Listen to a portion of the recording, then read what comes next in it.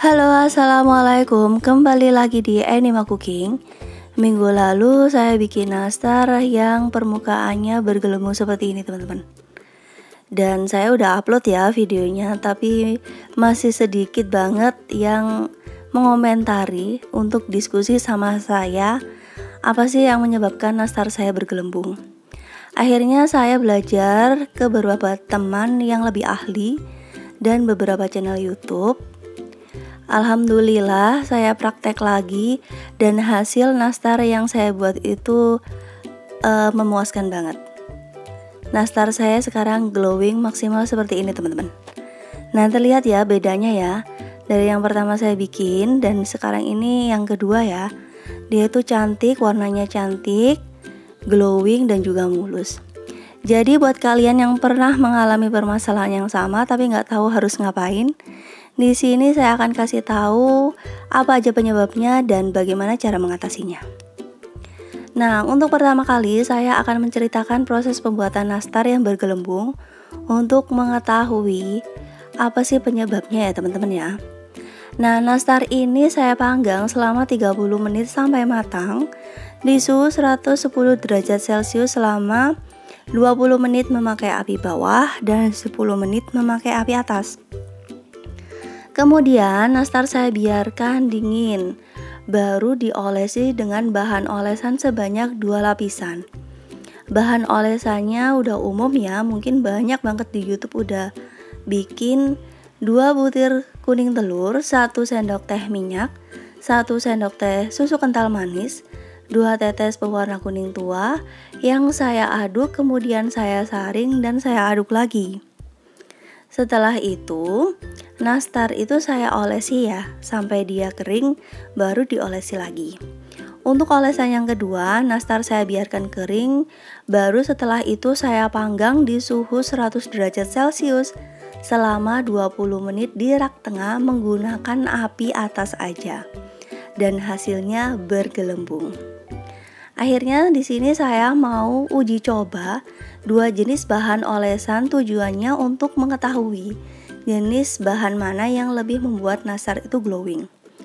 Saya udah siapkan 2 kuning telur di tempat yang berbeda. Yang pertama akan saya campur dengan setengah sendok teh minyak dan 2 tetes pewarna kuning telur. Untuk bahan yang kedua, yaitu 1 kuning telur, saya tambahkan dengan setengah sendok teh minyak, setengah sendok teh susu kental manis, dan 2 tetes pewarna kuning. Kemudian saya aduk juga dan kemudian saya saring, teman-teman. Proses penyaringan ini menurut saya sangat penting untuk memisahkan antara putih telur yang masih menempel pada kuningnya, jadi tidak ikut ke dalam bahan olesan, teman-teman ya. Dan satu lagi, lebih tercampur rata, teman-teman. Jadi bahan-bahan itu akan lebih tercampur rata bila dia itu disaring. Jadi buat kalian tonton terus video ini, jangan di skip-skip supaya tahu ya apa aja yang menyebabkan nastar kita itu bergelembung. Di sini saya punya 1 loyang nastar sebagai uji coba yang terdiri dari 5 baris nastar. Baris 1 sampai 3 saya olesi dengan olesan pertama, yaitu kuning telur, minyak dan juga pewarna. Untuk baris keempat dan kelima saya olesi dengan olesan yang B, yaitu kuning telur, minyak, SKM dan pewarna. Kalau olesan pertama sudah kering, saya olesi dengan bahan olesan yang sama untuk kedua kalinya, teman-teman. Jadi seperti itu.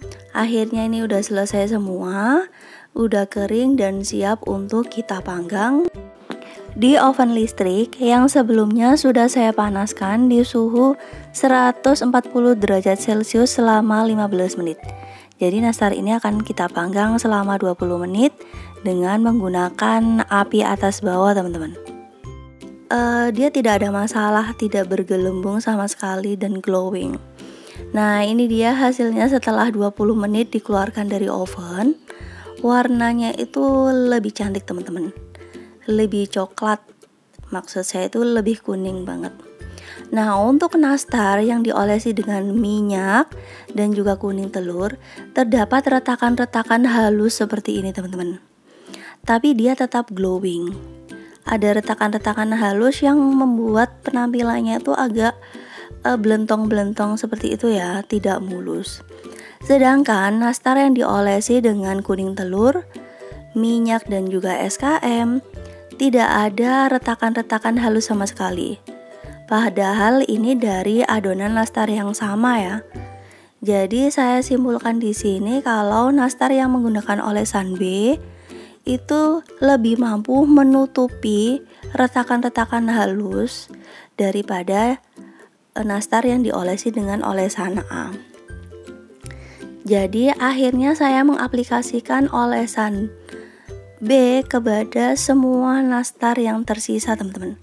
Hasilnya seperti ini, cantik banget, puas banget dengan hasil ini. Ini adalah nastar yang saya oles sebanyak 3 kali. Jadi 3 kali olesan ya. Ini udah cantik banget, warnanya cantik, glowing dan juga mulus, tidak ada beruntusan sama sekali. Jadi saya di sini bisa disimpulkan bahwa permukaan nastar bergelembung bukan karena jenis bahan olesan yakni campuran kuning telur dengan minyak, SKM dan pewarna, tetapi terletak pada suhu pemanggangan nastar akhir ketika selesai diolesi yang kurang tepat teman-teman. Dan saya menemukan suhu ideal memanggang nastar di rak tengah yang baik itu seperti apa sih? Untuk pemanggangan pertama, nastar itu dipanggang di suhu yang bagus itu 140 sampai 150 derajat Celcius dengan menggunakan api atas bawah selama 25 sampai 30 menit. Untuk pemanggangan yang kedua yaitu nastar setelah diolesi, tetap di suhu yang sama dengan api atas bawah selama 15 sampai 20 menit teman-teman.